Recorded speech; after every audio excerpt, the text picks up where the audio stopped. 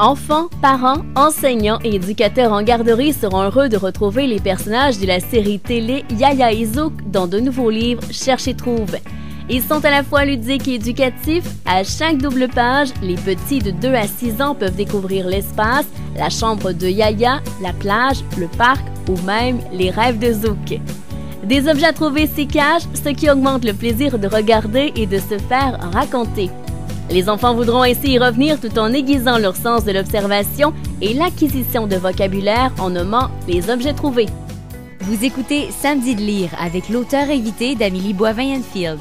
On est déjà rendu à la conclusion de l'émission en compagnie de mon auteur invité de cette semaine, Marie-Claude Savard. Et Marie-Claude, ce qui s'en vient pour toi, sûrement le Salon du livre de Montréal. Oui, absolument. Je vais être là le jeudi, samedi et dimanche. Et le samedi, il y aura une table ronde avec entre autres Ingrid Falaise, que vous avez reçu à l'émission. Ça va être sur les épreuves et l'écriture.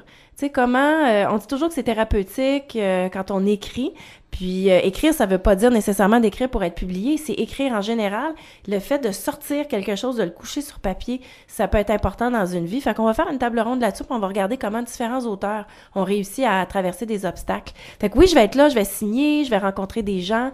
Je pense que c'est au kiosque 146. Et est-ce que tu as envie d'écrire autre chose? Oui, j'ai envie d'écrire autre chose. Je me suis posé la question même qu'avant d'écrire 180 degrés, j'avais eu une proposition d'écrire sur des athlètes, d'aller voir des athlètes pour raconter des thématiques de leur vie. Donc ça, c'est pas impossible. J'ai peut-être un autre livre personnel à écrire qui va être encore plus gros qu'Orpheline sur d'autres expériences de vie. Mais ça, je te dirais peut-être dans 10 ans. Il faut se laisser le temps de vivre pour faire des récits de vie. J'aimerais écrire aussi, peut-être aussi un collectif sur... Tu sais, on se dit toujours, il y a plein de gens qui ont des belles histoires. Peut-être que je pourrais mettre ma plume au service d'autres pour pouvoir partager. Donc, je lance l'appel.